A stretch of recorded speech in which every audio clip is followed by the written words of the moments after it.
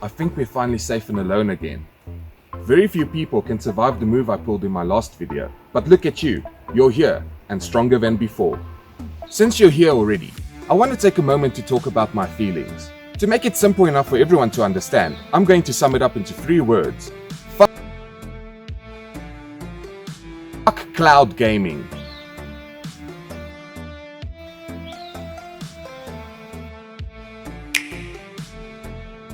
Cloud gaming, a marvel in the gaming industry and a complete game changer. No longer do you need to spend lots of money on cool powerful consoles that costs hundreds of dollars and take up the whole room in order to play your favorite games. Wow, that sounds amazing. I guess I don't need these anymore. Instead, all you need is a smaller underpowered device or another platform to play your game, such as a computer, expensive TVs, expensive phones or expensive tablets. You also need a controller and a subscription to the interweb. See, much to my disappointment, cloud gaming does not actually use the real clouds or the Final Fantasy engine to work. Instead, it uses Internet Explorer to stream the game to your device, much how like Netflix does with bad movies, download free MP3 websites do with music, and YouTube does with TikTok videos. The game exists on a server and streams a picture to your device in a crystal clear quality. You can then input a command on your controller, sending the input through the internet to the game on the server, and tada, you have the gaming. That just sounds like gaming with extra steps. Cloud gaming, also referred to on Wikipedia as gaming on demand, has been around since the early 2000s, although what we had then and what we have now are 2 completely different experiences. We have pictures now. There have been big leaps in cloud gaming, with even major brands such as Xbox and Sony adopting it, because PS3 games are so advanced that they are too difficult to play on any other system, making me picture that somewhere out in the world there's a warehouse full of PlayStation 3s constantly running Magus. It has taken quite a while for the market to accept cloud gaming, and it has come to a point where people are actually getting excited over it. Yay. Cloud gaming does have its advantages. Some people just don't have the means to purchase a new console every 3 years, but they do have good internet, a controller, a device to stream, and $10 extra laying around.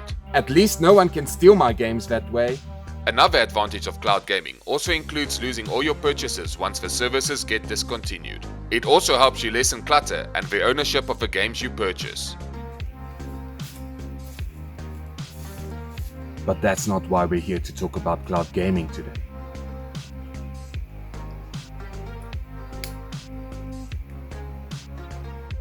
Today I want to...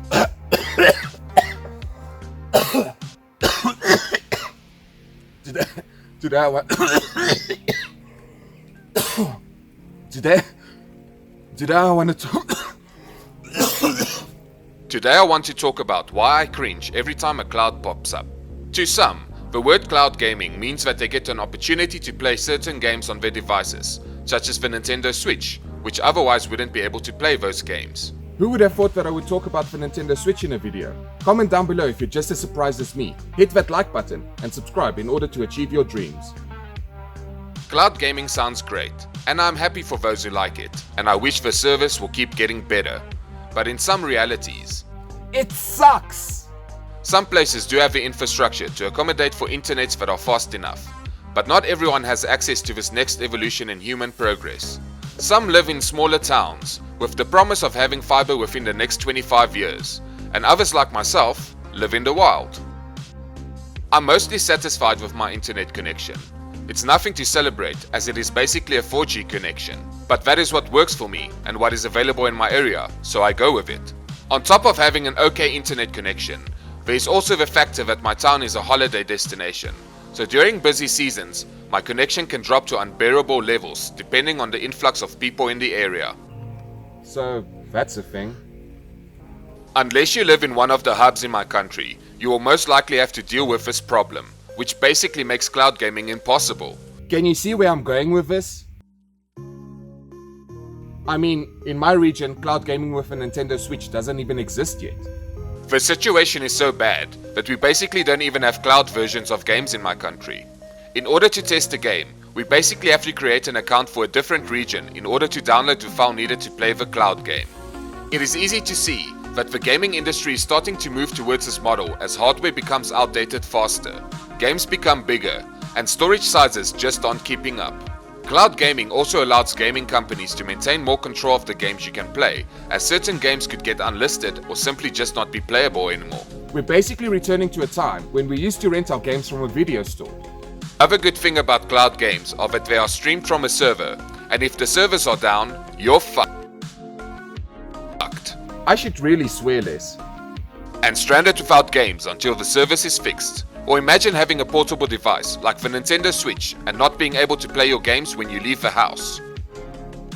But that's a Wii U! So to get more to the point, I've been a long-time fan of the Kingdom Hearts series, with my favorites being the original that I played in my childhood on the PlayStation 2 and Birth by Sleep that I played during my late teens on the PSP. When they announced Kingdom Hearts Melody of Memory on the Nintendo Switch, I had no interest in it. But it did give me hope that we will soon get the other games. When they finally announced that the rest of the Kingdom Hearts games are coming to the Nintendo Switch, I got so excited that all the blood in my body rushed towards my brain. It rushed to my brain.